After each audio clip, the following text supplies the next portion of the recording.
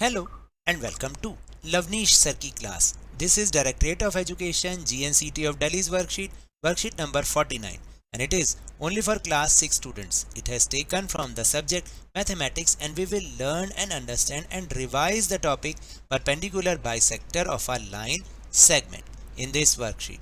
So students, आज की इस वर्कशीट में हम परपेंडिकुलर बाइसेक्टर को बनाना सीखेंगे, उसको रिवाइज करना सीखेंगे. So without wasting our time, let's start and understand with me. Introduction.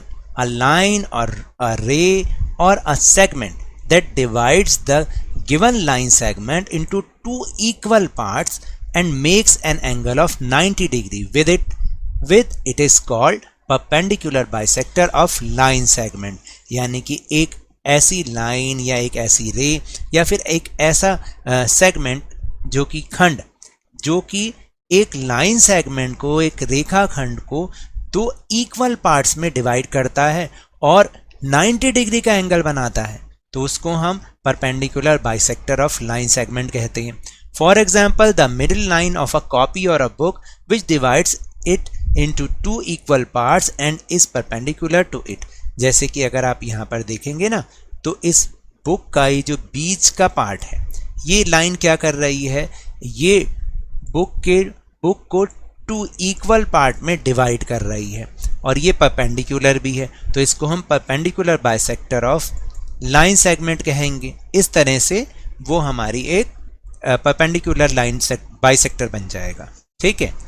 Then we know how to draw perpendicular bisector of a given line segment using ruler and अब हम ruler और compass की help से perpendicular bisector draw करना सीखेंगे. एक line segment के ऊपर हम परपेंडिकुलर बाइसेक्टर ड्रॉ करना सीखेंगे.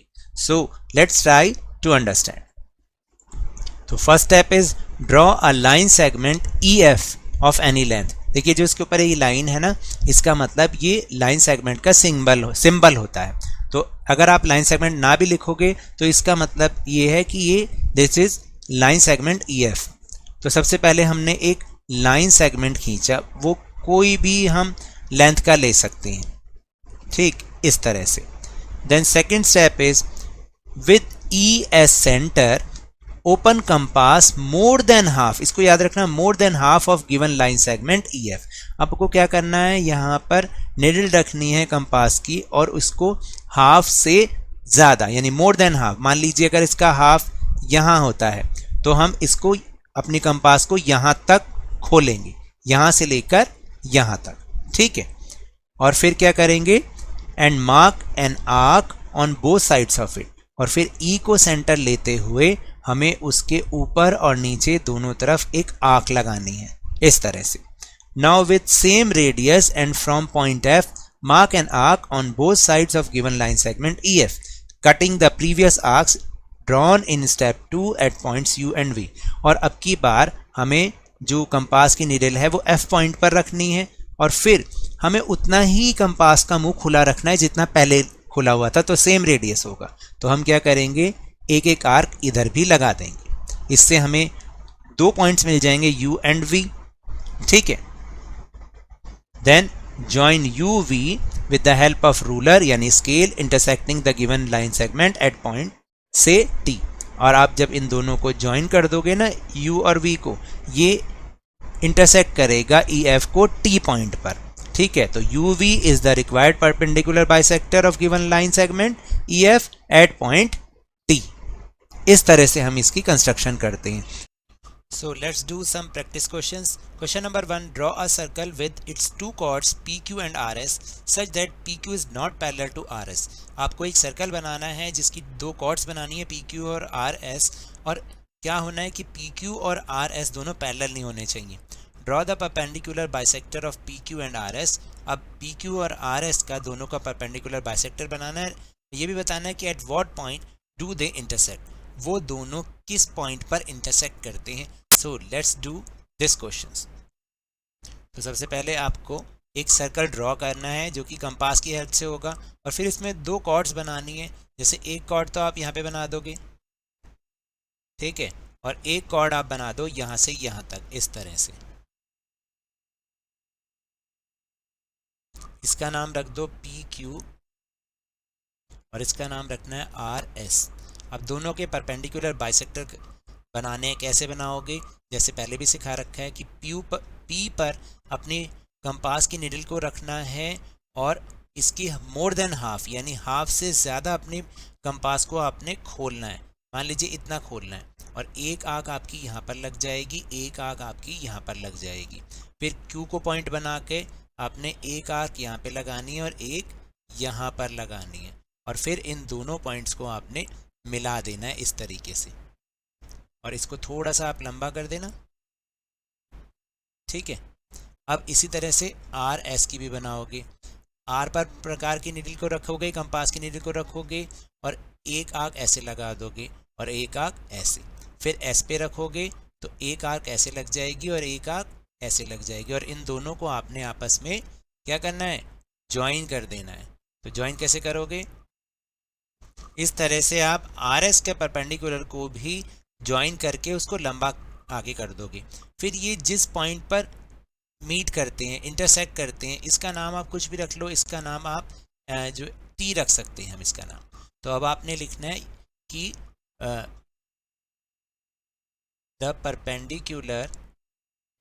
The perpendiculars of the chords PQ and RS intersect at point T, which is the center of the circle. बस आपने इस तरीके से लिखना है, पहले ये कंस्ट्रक्शन करनी है और ये आपका आंसर हो जाएगा, answer number 1। Now will move on question number 2। Question 2 is draw a line segment SU of length 9.6 cm and construct its perpendicular bisector। आपको SU एक लाइन सेगमेंट बनाना है जो कि 9.6 सेंटीमीटर का होगा और फिर इसका एक परपेंडिकुलर बाइसेक्टर बनाना है। Measure each part and all the angles of point of intersection. तो जहाँ पर इंटरसेक्शन हो रहा है उस पॉइंट पर सारे एंगल्स आपको मेजर करने हैं और उसके जो लाइन सेगमेंट बने हैं उसको भी आपको मेजर करना है। तो फर्स्ट आपको क्या करना है कि 9.6 का एक लाइन सेगमेंट बनाना है। यहाँ पर एक पॉइंट लगाया, 9.6 का मतलब 9 के बाद 6 स्मॉल लाइंस वो यहाँ पर बन जाएंगी और फिर आपने इन दोनों को ज्वाइन कर देना है। तो ये बन जाएगा 9.6 सेंटीमीटर का एक लाइन सेगमेंट। इसका नाम हम रख देंगे SU और ये हो जाएगा 9.6 सेंटीमीटर। अब हमें क्या करना है, अपनी कंपास की निडल को S पर रखना है और अपनी पेंसिल को आपको इसके मोर देन हाफ मान लीजिए यहाँ पर है तो हमने यहाँ तक अपनी कंपास को खोलना है और एक आर्क ऐसे लगा देनी है इस तरीके से और एक आर्क नीचे की तरफ लग जाएगी। फिर आप क्या करेंगे, U पर अपनी कंपास की निडल को रखेंगे और उतना ही खुला रहने देंगे और एक आर्क आपकी इस तरीके से लग जाएगी और एक आर्क आपकी इस तरीके से लग जाएगी। फिर आप इन दोनों को आपस में ज्वाइन कर देंगे। दोनों पॉइंट्स को जब आप ज्वाइन कर देंगे ना इस तरह से, फिर आप देखेंगे ये इसका परपेंडिकुलर बाइसेक्टर है और यहाँ से यहाँ तक की लेंथ और यहाँ से यहाँ तक की लेंथ आपकी कितनी आ जाएगी, 4.8 सेंटीमीटर। ये भी 4.8 सेंटीमीटर। और जब आप इसको एंगल को मेजर करेंगे तो ये 90 डिग्री का होगा और ये D से आपको करना है, ठीक है। ये भी 90 डिग्री, ये भी 90 डिग्री और ये भी 90 डिग्री। इस तरह से क्वेश्चन नंबर 2 आपका पूरा हो जाएगा।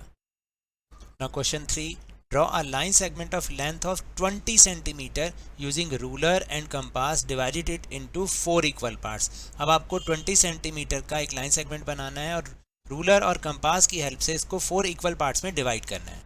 सो आप रूलर की हेल्प से एक 20 सेंटीमीटर लॉन्ग एक लाइन सेगमेंट बनाएंगे। इसका नाम रख देंगे हम AB, क्योंकि कुछ नाम तो दे नहीं रखा तो आप AB रख दो। अब आपने क्या करना है, कंपास की नोक को A पर रखना है और फिर दोबारा से मोर देन हाफ, अगर आप मानते हैं कि इसका हाफ यहाँ होगा तो इससे इतने आपको अपने प्रकार को, अपने कंपास को ओपन करना है और एक आर्क लगानी है इस तरीके से, ऊपर भी और नीचे की तरफ भी।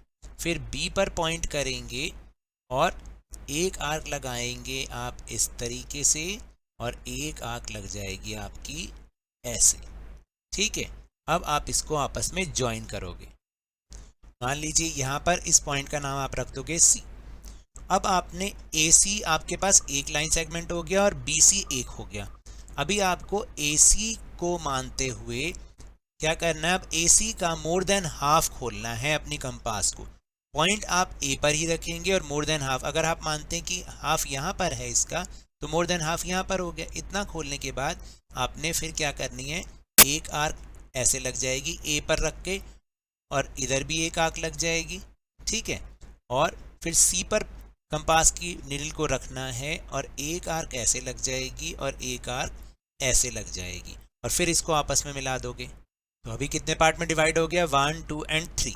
अभी आप BC को मान लीजिए एक लाइन सेगमेंट है और अब आपने कंपास की निडल को C पर रखना है और इसको मोर देन हाफ खोलना है। मान लीजिए आपका मोर देन हाफ यहाँ पर आता है, तो एक आर्क आपकी यहाँ पर लग जाएगी और एक आर्क आपकी यहाँ पर लग जाएगी।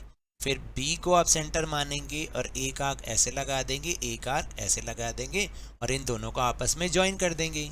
तो इस तरह से आपके 4 इक्वल पार्ट डिवाइड हो जाएंगे। जब आप इसको रूलर से मेजर करेंगे तो हर एक पार्ट 5 सेंटीमीटर हो जाएगा। ऐसे हर एक पार्ट जो है 5 सेंटीमीटर का आ जाएगा। ठीक है, इस तरह से आपको क्वेश्चन नंबर 3 करना है। So now that's all for this worksheet. अगर मेरे इस तरह समझाने से अब आपको समझ में आने लगा है तो इस चैनल और वीडियो को लाइक कीजिए, शेयर कीजिए और अगर आप नहीं होते सब्सक्राइब भी कर लीजिए। और टेलीग्राम ऐप पर हमारा चैनल लवनीश सर की क्लासेस को ज्वाइन करना ना भूलिएगा, जिसको ज्वाइन करने का लिंक आपको इसी वीडियो के डिस्क्रिप्शन बॉक्स में मिल जाएगा।